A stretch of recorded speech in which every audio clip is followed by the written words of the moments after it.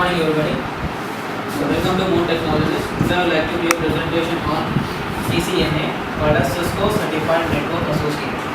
So as everybody knows that Cisco is one of the largest and biggest industry in the networking world who manufactures all the internet networking components and internet networking devices.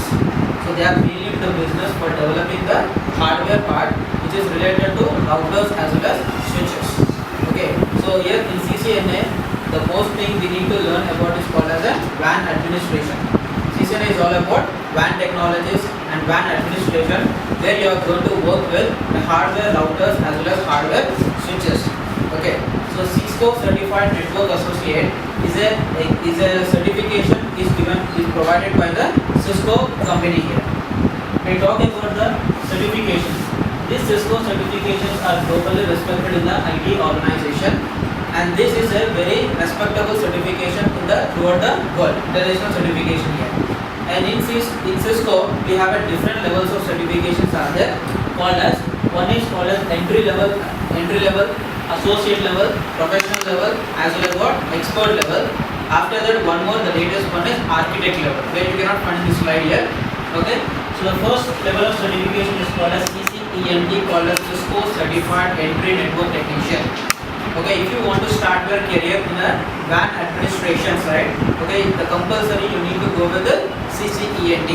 Now this CCENT is an outdated, it's not a mandatory to take a CCENT course. Directly you can jump to CCNA, that is Cisco Certified Network Associate. And here you have the module, whatever the module you are going to learn is called as routing and switching. That is called as CCNA, routing and switching. There you are going to discuss on the routers as well as what? Switches. And in CCNA, not only the routing and switching, you have another module or other specialization certification called as a CCNA security, CCNA voice, CCNA design, CCNA service provider. These are the different CCNA wireless. These are the different specializations are there. And in order to do all these specializations, CCNA routing and switching is a mandatory. You need to pass the exam. Then you can go with the different specialization like security, voice, wireless, service provider. After CCNA is called as entry level for doing the WAN administration. After CCNA you can go with the CCNP level called as Cisco Certified Network as Professional. Okay, CCNP. In CCNP also the module, what is that module? We have routing and switching. We have a CCNP security, CCNP voice, CCNP wireless, CCNP service provider. These are the different specializations are there. Okay, for this, in order to earn these specializations, the mandatory exam is the mandatory you need to go with what? CCNP, routing and switching. That is the basic level. And after that you have a certification called as a CCIE. That is CCIE, Cisco Certified Internet Network Expert. This is called as it's a very advanced level certification. Before you pass the CCIE, you need to go with CCNA routing and switching, CCNP routing and switching, and some security part, all those things. Then only you can go with the CCIE advanced level certification. Even in CCIE also the same routing and switching module is available. You have a CCIE wireless, CCIE security, CCIE voice, wireless, different specializations are there. And if you want to choose your any specialization, the routing and switching module is the mandatory you need to go with. Okay, that's why you need to understand about the CCNA routing and switching. So what are the topics we are going to discuss is called as CCNA routing and switching examination. What is that examination? Just want to show you. There are two tracks of CCNA certification. One is ICND 1 on ICND 2. Okay, you can take a 2 paper track or 1 paper track. Suppose if you are going with ICND 1 and ICND 2, then you will become as Cisco CCNA Cisco Certified Network Associate. And 1 paper track you need to go with CCNA 640 800. Instead of you writing 2 papers, only one shot, 1 paper track, you can pass 640 800 examination. Okay, and this examination, how the CCNA certification will be there. For example, examination number will be 640 802. The duration for the CCNA exam will be the 90 minutes.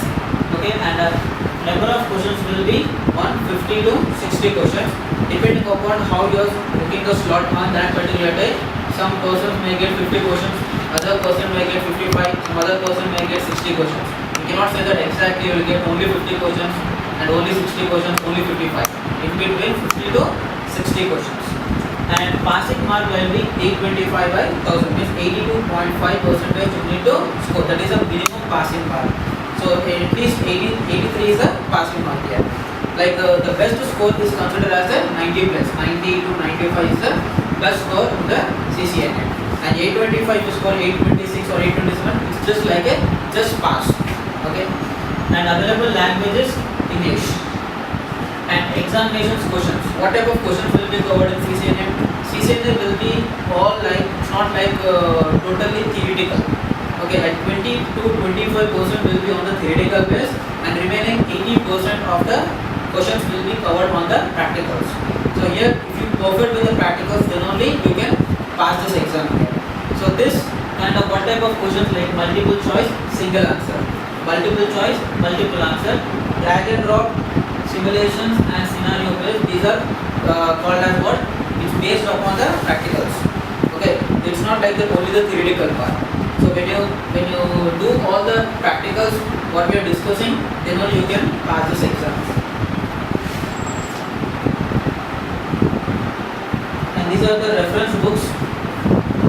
These are the reference books where you can buy in the market. Each book cost is like 550 to 600 rupees.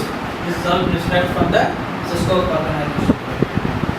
So before we discuss about the CCNA routing and switching, first of all you need to understand about the LAN, what is MAN and what is wide area network. Because already you know that what is a local area network, what is a wide area network, and what is a metropolitan area network. For example, if you talk about Moon Technologies, in this building we have several computers are there.